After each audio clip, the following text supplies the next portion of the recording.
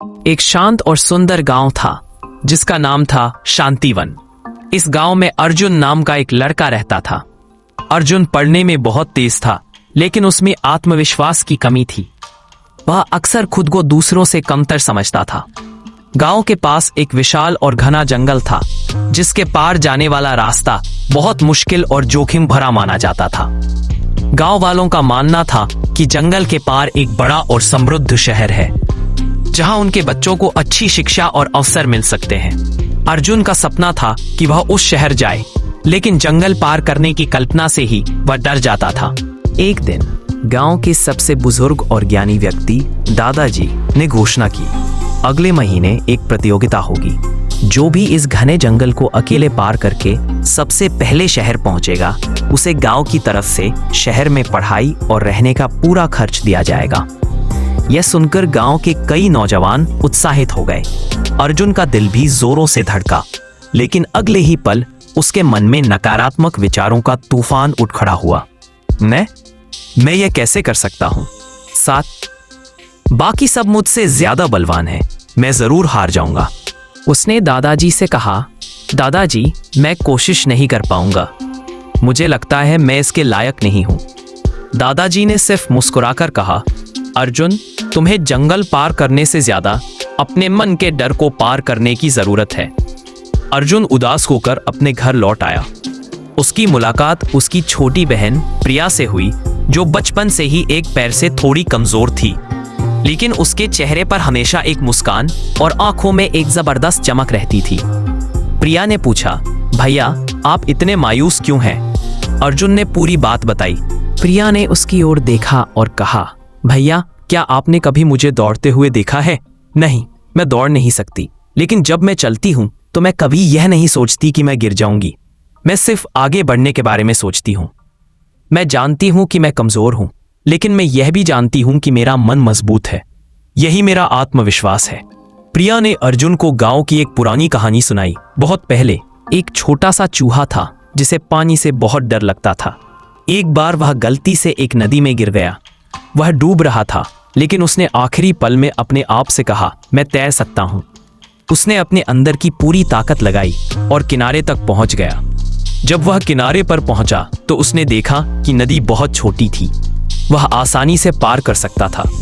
उसे डर पानी से नहीं था, बल्कि उसे डर अपने आत्मविश्वास की कमी से था। प्रिया ने अर्जुन का हाथ पकड़ा और कहा, आपकी ताकत आपके शरीर में नहीं, बल्कि आपके विश्वास में है।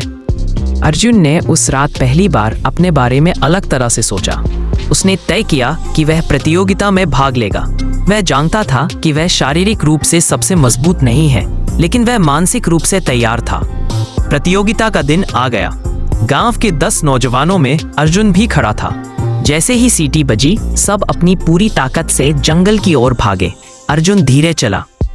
उसने भागने की बजाय समझदारी से चलने का फैसला किया। पहले कुछ देर में ही वह बाकी प्रतियोगियों से पीछे रह गया। जंगल के रास्ते में कई रुकावटें आईं। एक जगह रास्ता बहुत उलझा हुआ था। बाकी सब जल्दबाजी में गलत रास्ते पर चले गए और भटक गए। लेकिन अर्जुन ने रुककर ठंडे दिमाग से नक्शे को समझा और अपने फैसले पर भरोसा रखा। उसके आत्मविश्वास ने उसे शांत रखा। एक जगह बड़ी बड़ी कांटों की झाड़ियां थीं। बाकी सब डर कर रुक गए या वापस मुड़ने लगे।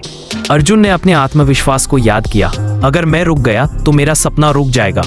उसने झाड़ी के पास छोटे छोटे पत्थरों से रास्ता बनाना शुरू किया और धीरे धीरे आगे बढ़ा। रास्ते का एक हिस्सा एक लंबी अंधेरी गुफा से होकर गुजरता था। गुफा के अंदर अजीब आवाजें आ रही थीं। सब डर के मारे कांप रहे थे।